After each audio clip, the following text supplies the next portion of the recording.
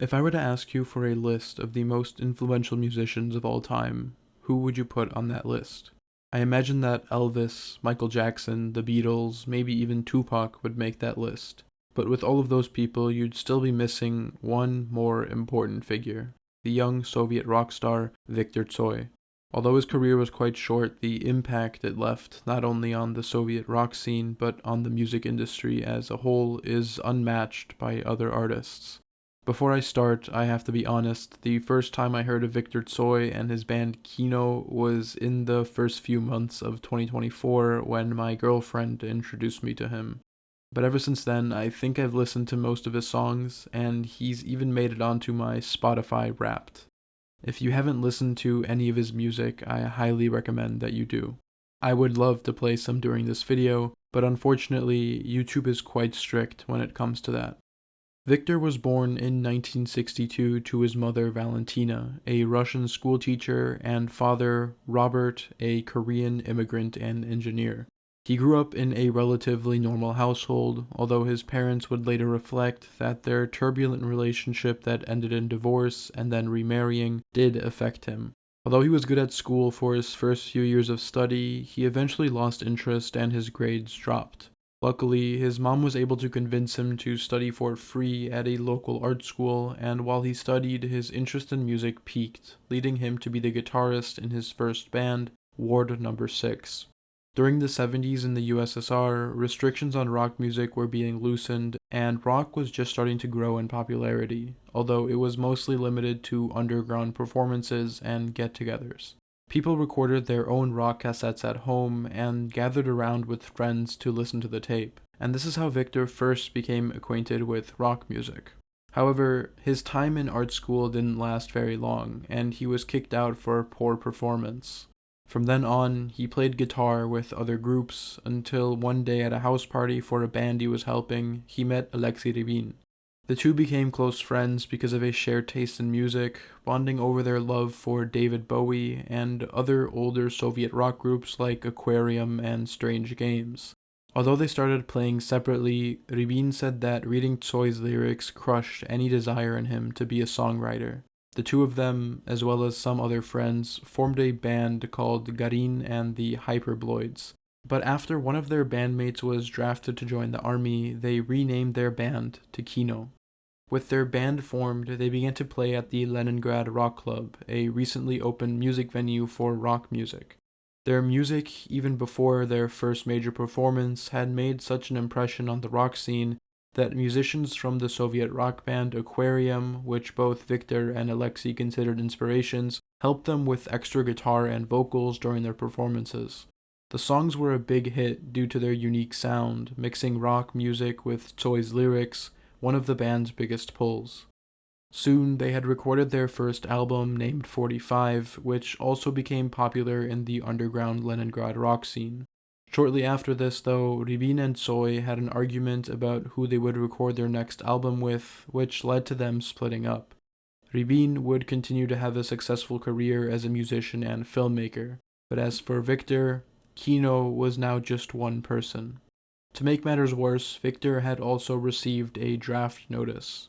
Desperate to get out of military service, Victor decided to pretend to be mentally ill so as to be declared unfit to serve. His first plan was to cut himself, but since he couldn't stand the sight of blood, he decided to pretend to be mute and unresponsive to psychiatrists. After 6 weeks, he was declared insane and released from the facility. Victor's friend and fellow musician Alexei Vishnya would say about this, "After the hospital, Victor became a completely different person from the one I knew. In fact, he became the complete opposite of the Victor who wrote 45, and he stayed that way right up until his death. It was then that he had become the Viktor Tsoi that we know now." The following year would be much better. Victor would marry Mariana Rodovonskaya, a longtime friend of his, Kino's very first stylist and future manager. The two would go on to have one son, a boy named Alexander. Victor's popularity in the underground rock scene would also play off as he added Yuri Kasparyan, Igor Tikhomirov, and Georgy Guryanov to the band, the last of which simply approached Victor at a bus station and offered to become the band's drummer. Along with the new lineup, Kino now recorded another album together, This Isn't Love, which again boosted their popularity and allowed them to play at more venues and shows. Joanna Stingray, an American rock musician who had befriended a lot of the young musicians in the underground rock scene, and would even go on to marry Yuri, Kino's guitarist, despite neither of them speaking each other's language, had also decided to bring recordings of Soviet rock to the United States and publish them together in an album called Red Wave.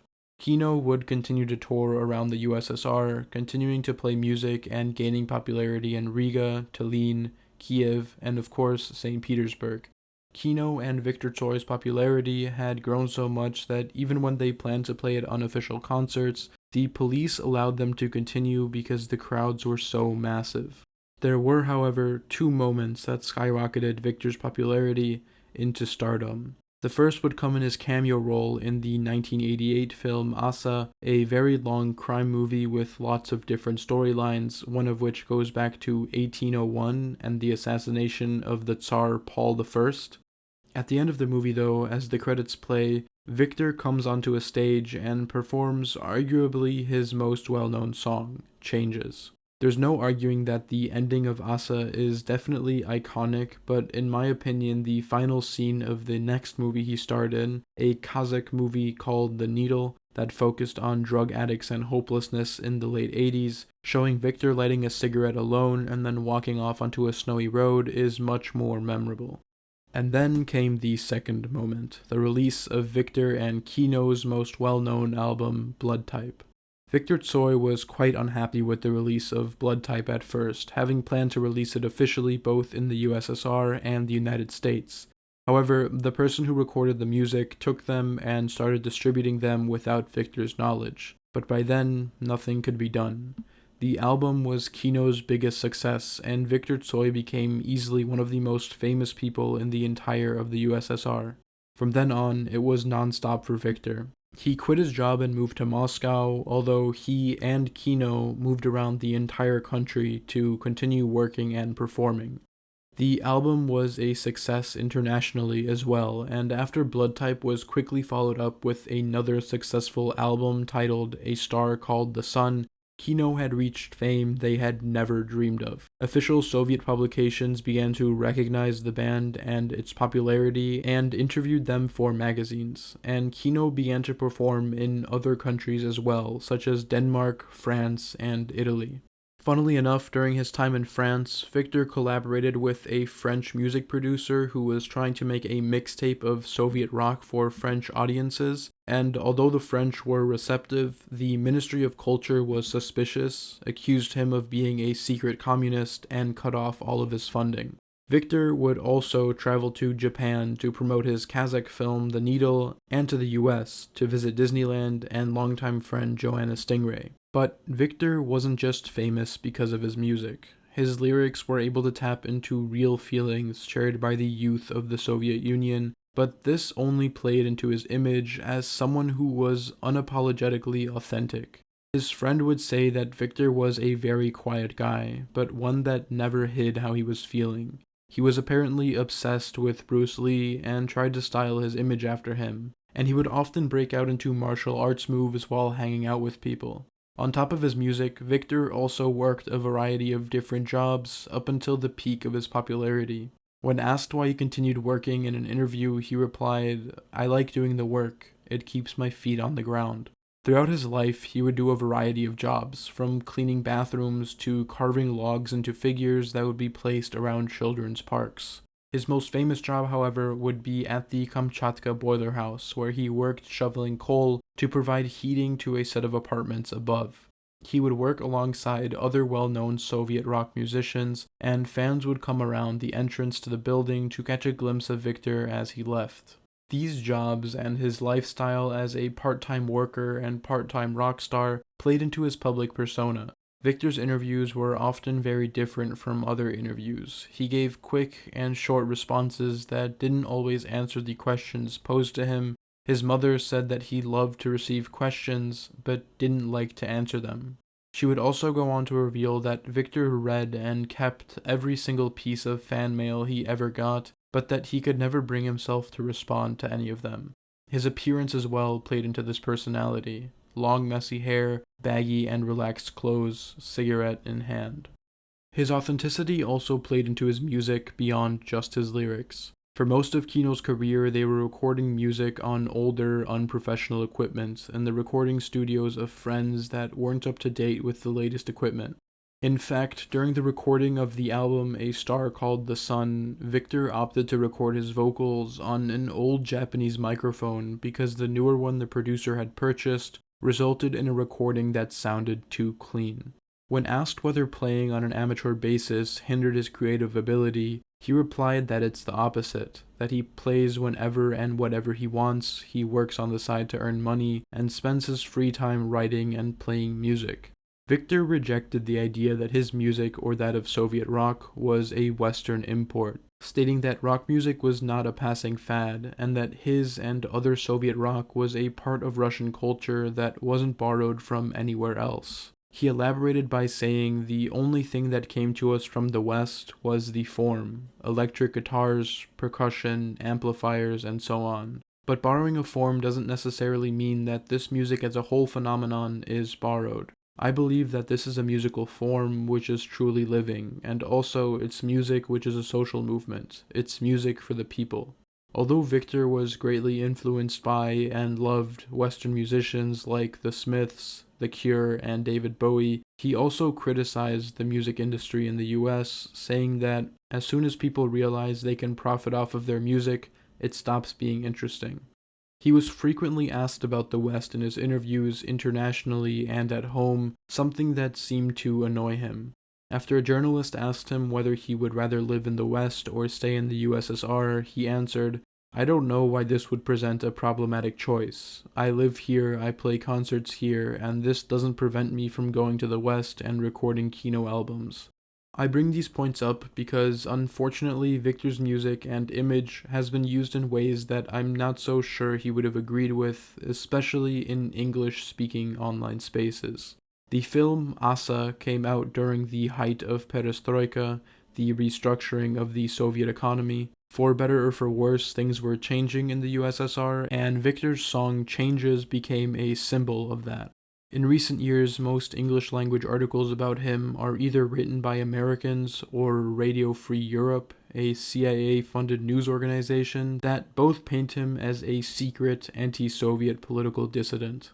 Even the 2 YouTube video essays I could find about Tsoi retell his life with a major focus on the dissolution of the USSR, and most of it is linked back to his song Changes. But many people around Tsoi, including Victor himself, distanced themselves from this interpretation of the song. The band's drummer said the song is about creative changes rather than political ones, and the director of the film the song was written for went on to say, "In the concert that ended up in the movie, there were something like 8,000 people. I was also standing in the crowd, waving my arms around, yelling, 'Changes.' But not a single person in that crowd wanted the changes that have taken place. And I felt like a liar, like some asshole provocateur screaming 'changes,' while leading the crowd away to the slaughterhouse." When Tsoi himself was asked about the song, he responded, "I awaited changes in consciousness, rather than any specific laws or bills." And that isn't to say that Tsoi didn't criticize the Soviet government. He talked about how he didn't think everything being done in perestroika will last, that things are not being done in the right way, and he complained about the stupid laws and mind-numbing traditions of the Soviet music industry. I mention all these things to attempt to more accurately present who Victor was from the other English-language articles written about him. I mean, let's be honest, I don't think someone who would draw this, which seems to be an artistic depiction of a Red Army soldier killing a caricature of a fat capitalist wearing a shirt covered in swastikas, is quite as ideologically aligned as most Americans. However, by 1990, Victor seemed to be a bit disillusioned with his fame and with rock music as a whole. His friends described him as more focused on working and leaving his house less and less. In interviews given in the first few months of 1990, he said, "If we've adapted to the Western sound, that's because our world is similar to yours. The same dead suburbs, industrial zones, the same world of concrete and asphalt. This is what defines the current musical taste," concluding, I don't want to sound extreme, but I no longer consider rock to be a serious movement. In the first 6 months of 1990, Kino played 68 concerts across the USSR, with the final one being at the Luzhinsky Sports Stadium in Moscow, a sold-out show with 70,000 people attending. After the tour, Victor, his son, and his partner would go to a small village in Latvia to relax. On August 15th at 5 a.m., he would wake up and drive to a nearby pond to spend some time fishing. Around 11, still having caught no fish, Tsoi would decide to drive back home. On the way, Victor would lose control of his steering wheel and swerve into oncoming traffic. His car would collide with an oncoming bus. The driver of the bus was unharmed, but Victor would hit his head and die instantly. He had just turned 28. 4 days later, Victor would be buried in a closed funeral reserved for family and friends. The day after, tens of thousands of fans from around the Soviet Union came to visit his grave. Reports came that several teenagers in the USSR had committed suicide following his death. His wife Mariana set up memorials in honor of Victor, published old recordings of his, and never remarried. She died a few years later from cancer and was buried next to Victor. Both Yuri Kasparian and Joanna Stingray would divorce following Victor's death, as would Victor's parents for the second time. The remaining band members got together to finish one last posthumous album that Victor had already finished working on, and shortly after its release, announced that they would dissolve Kino. Some of the surviving members would pick up their instruments again decades later to play music with Victor's son, Alexander Tsoi. It's hard to put into context the legacy left behind Viktor Tsoi. Some call him the Soviet Jim Morrison or Kurt Cobain, but Victor was his own person. His authentic persona and way of writing and performing music made people fall in love with who he was. And that love has persisted until today. Tsoi's grave is still visited frequently by fans who bring him fresh flowers. Younger fans of Tsoi born after his death write about his legacy that almost everyone who learns to play the guitar in Russia begins with the songs of Viktor Tsoi. A wall on a main street in Moscow has been dedicated to graffiti and messages written in remembrance of Tsoi that is still up to this day, and a memorial has been built on the road in Latvia where he died. I struggled for a while with how to end this video, and I've decided, in the spirit of Victor's authenticity, to end it with a story rather than a eulogy. In 1984, when Kino was still a small band, Victor played a concert at a university. After the show, he got to talk with some of the people in attendance. While they were talking, Victor mentioned that he could acquire any records he wanted to listen to. The following is the recollections of one of the students he spoke to that night. I immediately asked if he could get a hold of Buddy Holly tapes in Leningrad. Buddy Holly, echoed Victor, what's so special about him? And I began to tell him about the first all-American rock star, worshipped by the teenagers of the 50s. This modest guy in the horn-rimmed glasses came to be their hero, not the handsome Elvis. He could barely sing, but his songs came from the heart. 2 years passed, just as he had reached the peak of his fame, having just made his first $1 million, when a tragic accident cut it all short. In 1959, having shown only a fraction of his creative abilities, Buddy Holly crashed his plane. Only then I noticed that Tsoi was listening to my impassioned tale. There it was, the hidden truth. He was just the same. The November wind howled outside the window, and I continued my account of events that, one after another, resembled those which would happen to Tsoi himself in 5 years. The Star's greatest work came out posthumously. The sorrow of the American youth was unending. His grave became a cult location. People dedicated songs and poetry to him. If in life he was a star, in death he became a true legend.